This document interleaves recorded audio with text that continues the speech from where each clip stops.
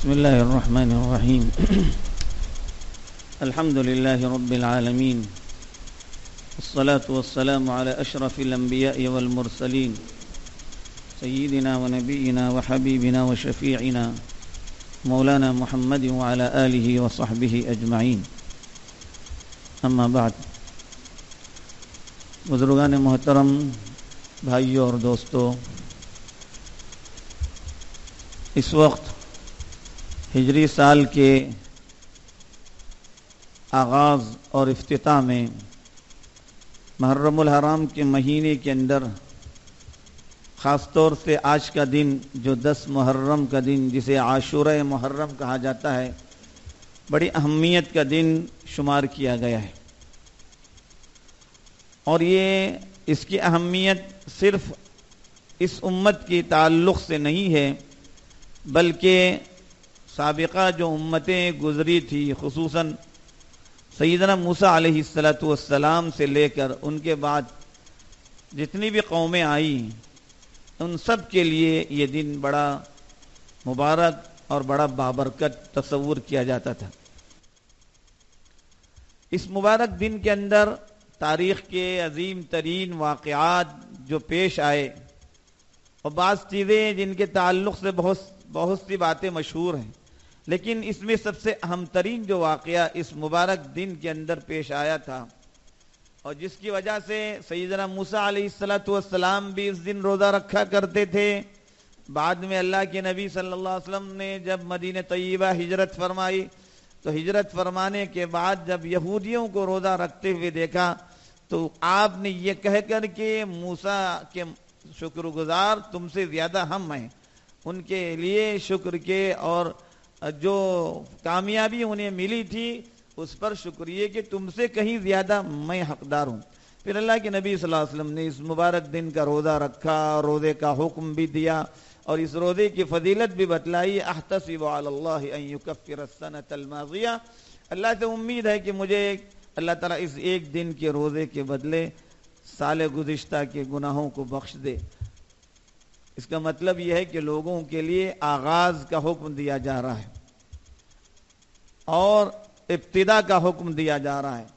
محرم کا مہینہ یوں بھی اس مبارک مہینے کو محترم مہینوں میں شمار کیا گیا ہے، اور اس کو شہر اللہ المحرم کے نام سے اللہ کے نبی صلی اللہ علیہ وسلم نے موسوم کیا ہے کہ اللہ کا مہینہ ہے، اس کی عظمت کے لیے، اس کی بڑائی کے لیے، اس کی بزرگی کے لیے، اس کی برتری کے لیے. تو عظیم ترین جو واقعہ اس مبارک دن میں پیش آیا تھا، ہم سبھی لوگ جانتے ہیں اس واقعے کو. وہ واقعہ تھا اللہ کے کلیم اور اللہ کے محبوب بندے، اللہ کے نبی سیدنا موسیٰ علیہ السلام اور ان کی قوم کی فتح و نصرت کا واقعہ. کن پر فتح و نصرت حاصل ہوئی تھی؟ صرف اپنے زمانے کا ہی ظالم ترین حکمران نہیں تھا، بلکہ تاریخ انسانی کے اندر اس قدر ظالم حکمران پیدا نہیں ہوا جس نے نجومیوں کے بتانے پر کہ بنی اسرائیل میں ایک بچہ پیدا ہوگا جو تیرے خاتمے کا سبب بنے گا، اس بات پر اس نے بنی اسرائیل کے مرد بچوں کو ذبح کیا تھا، چھوٹے چھوٹے شیرخوار بچوں کو ذبح کیا تھا. اس نے اپنی فوجیں اور اپنی پولیس لگا رکھی تھی کہ بنی اسرائیل میں کہاں ولادت ہوتی ہے دیکھا جائے، اور کوئی بچہ اگر مرد بچہ پیدا ہوا ہے تو اس کو اٹھا کر لایا جائے اور اس کو ذبح کیا جائے. قرآن کے اندر اس کو کئی جگہوں پر بیان کیا گیا ہے. اس قدر ظالم ترین حکمران تھا. بنی اسرائیل کو طرح طرح سے تکلیفیں دیا کرتا تھا، اذیتیں دیا کرتا تھا، پریشانیوں میں مبتلا کیا کرتا تھا. لیکن اللہ کی قدرت دیکھیے، جس بچے کی خاطر اس نے ہزاروں نہیں لاکھوں بچوں کو ذبح کیا ہوگا، اللہ نے اس بچے کو نہ صرف پیدا کیا بلکہ اس بچے کی پرورش اسی فرعون کے گھر میں کرائی. یہ اللہ کی قدرت. اللہ جب فیصلہ کرنے پر آتے ہیں تو اللہ کے فیصلے کو دنیا کی کوئی طاقت روک نہیں سکتی.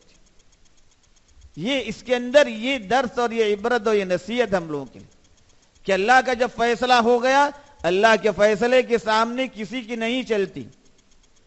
فرعون کے محل میں سیدنا موسیٰ علیہ السلام کی پرورش ہوئی. شیرخوار بچہ موسیٰ علیہ السلام جن کو ان کی ماں نے جو ہے پانی میں اور بکسے میں ڈال کر دریائے نیل میں چھوڑ دیا تھا، وہی جو ہے بکسا اس کو فرعون اور اس کی بیوی اٹھا لیتے ہیں، اس کی پرورش کرتے ہیں اور اس بچے کو اپنے یہاں جو ہے پال پوس کر بڑا کرتے ہیں. یہی بچہ جو موسیٰ علیہ السلام بن جاتے ہیں آگے چل کر کے، جو فرعون کے لیے اور فرعون کی قوم کے لیے نجات کا سبب بن کر آئے تھے. لیکن فرعون نے اپنے ظلم، اپنی زیادتی، اپنی انا، اپنی بڑائی، اپنی کبر کی وجہ سے اس نے موسیٰ علیہ السلام کی ایک بات نہیں مانی. وقت نے دیکھا موسیٰ علیہ السلام کو جب اللہ کی طرف سے حکم ملا کہ بنی اسرائیل کو لے کر آپ یہاں سے مصر سے نکلے، حضرت موسیٰ علیہ السلام وہاں سے نکلے ہیں اور پھر واقعہ آپ جانتے ہیں کہ سامنے سمندر، پیچھے فرعون اور اس کا لشکر جو ان کو پکڑنے کے لیے آیا تھا. اللہ تعالیٰ نے موسیٰ علیہ السلام کو حکم دیا کہ سمندر پر آپ اپنا عصا مار دیں. دونوں طرف کا پانی کھڑا ہو گیا، بیچ سے راستہ نکل گیا. موسیٰ علیہ السلام اپنی پوری بنی اسرائیل قوم کو لے کر وہاں سے نکلتے ہیں. پھر جب فرعون اسی راستے میں آتا ہے، اللہ اسی پانی کو حکم دیتا ہے کہ دونوں طرف کا پانی مل جاتا ہے.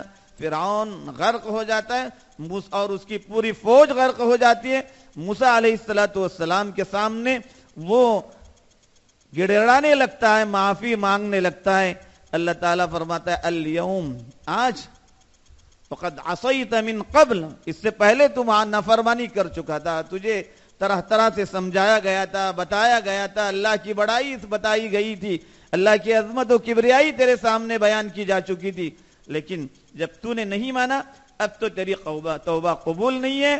فَالْيَوْمَ نُنَجِّيكَ بِبَدَنِكَ لِتَكُونَ لِمَنْ خَلْفَكَ آیَةً، آج ہم تیرے جسم کو تو نجات دیں گے تاکہ تیرے بعد آنے والی جو قومیں ہوں گی ان کے لیے عبرت بن جائے.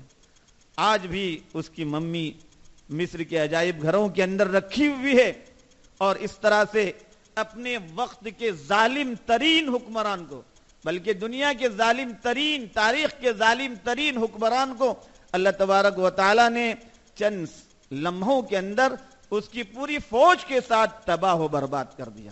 اس واقعے کے اندر دنیا جب تک رہے گی اس وقت تک آنے والے تمام مظلوموں کے لیے خوشخبری ہے اور ظالموں کے لیے عبرت. ظلم کتنا بھی آگے بڑھ جائے، ظلم کا انجام تباہی ہے. گھبرائیے نہیں، ہندوستان کے موجودہ حالات کی وجہ سے کسی طرح کی گھبراہٹ میں مبتلا ہونے کی ضرورت نہیں ہے. ظلم جتنا بڑھے گا اس کا انجام تباہی و بربادی ہے. ظالم کے لیے اللہ نے تباہی دنیا ہی کے اندر لکھ دی. لیکن شرط یہ ہے کہ ہم مسلمان اللہ تعالیٰ کے حکموں کے پابند ہو کر زندگی گزاریں، شریعت کے حکموں کے تابع بن کر رہیں. اللہ کی مدد ضرور آئے گی. یہ اپنی سازشیں کرتے رہیں گے، ان کی سازشیں ان کے خلاف الٹی پڑیں گی، یہ تباہ و برباد ہو جائیں گے. ایک نہ ایک وقت آئے گا ان کی تباہی اللہ نے لکھ دی ہے. یہ ظالم جو ہوں گے ظالموں کا انجام وہی ہوگا، اور اب تک جو ظالموں کا انجام ہوتا رہا ہے وہی انجام دنیا کے ہر ظالم کا ہونے والا ہے. ظلم کو اللہ تبارک و تعالیٰ ڈھیل دے دیتے ہیں لیکن اللہ تعالیٰ ظلم کو کبھی معاف نہیں کرتے. شرک کو تو معاف کیا جا سکتا ہے جب آدمی توبہ کر لے، لیکن ظلم سے جب آدمی اپنے ظلم پر قائم رہتا ہے اللہ تعالیٰ ظالم کو معاف نہیں کرتے. تو ظلم کی وجہ سے آدمی کو، مظلوم کو اللہ کی طرف متوجہ ہونا چاہیے، اللہ سے اپنے تعلق کو مضبوط کرنا چاہیے. اس کے اندر ہمیں یہی نصیحت ہے. سیدنا موسیٰ علیہ السلام اور ان کی قوم نے اللہ کی طرف رجوع کیا، ورنہ فرعون اور اس کی فوج کے سامنے کوئی مادی اعتبار سے، اسباب کے اعتبار سے کچھ بھی نہیں تھا. ان لوگوں کے پاس ہر طرح سے ستائے گئے، ہر طرح سے ظلم و ستم کے پہاڑ ان پر توڑے گئے، لیکن انہوں نے اللہ تعالیٰ سے اپنا تعلق جوڑے رکھا. جب اللہ سے اپنا تعلق جوڑے رکھا تو اللہ کی مدد ضرور آئی.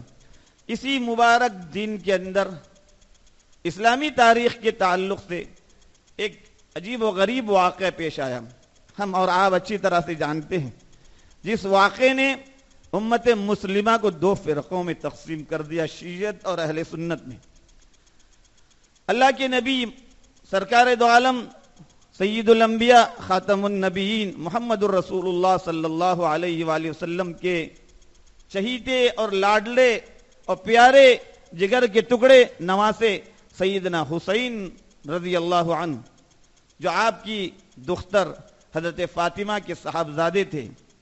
اللہ کے نبی صلی اللہ علیہ وآلہ وسلم اپنے ان دونوں نواسوں کو، حسن حسین کو، اپنے کندھوں پر سوار کرتے تھے، ان کے ہونٹوں کو بوسہ دیتے تھے، ان کو بڑا پیار کرتے تھے۔ اس نواسے کے ساتھ، اللہ کے نبی کے اس نواسے کے ساتھ جو ظلم و ستم کیا گیا کربلا کی زمین پر، اور پھر ان کے ساتھ اور ان کے پورے آل بیت کے ساتھ جو ظلم و ستم ہوا، یزیدی لشکر نے جس طرح سے ظلم و ستم کا معاملہ کیا اور ان کو شہادت دینی پڑی، اللہ کی خاطر ان کو جو ہے اپنی جان تک جو ہے قربان کرنی پڑی، لیکن ظالموں نے کوئی ہمدردی نہیں کی۔ کن کے ساتھ؟ جو آل بیت تھے، اللہ کے نبی کے گھر کے لوگ تھے، ان کے ساتھ ظلم و ستم کیا گیا تھا اور ان کو شہید کیا گیا تھا، شیرخوار بچوں کو بھی شہید کیا گیا تھا۔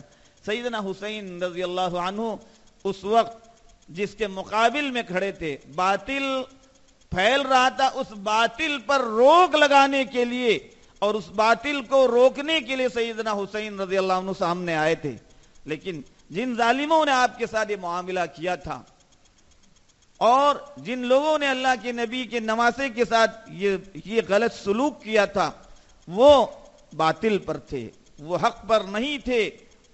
سیدنا حسین ان کو حق کی طرف لے جانے کے لیے کھڑے تھے۔ اس کے اندر بھی اس بات کی نصیحت اور اس بات کی عبرت ہے کہ باطل کو، اہل باطل کو باطل سے ہٹا کر حق کی طرف لے جانا یہ ہر مسلمان کی ذمہ داری ہے۔ سیدنا حسین رضی اللہ عنہ نے باطل کے مقابلے میں کھڑے ہو کر کے امت کے سامنے، آنے والی نسلوں کے سامنے یہ سبق دیا اور یہ مثال پیش کی کہ باطل کچھ بھی ہو جائے لیکن باطل کا مقابلہ کرنا بہرحال ضروری ہے۔ ہم اہل سنت والجماعت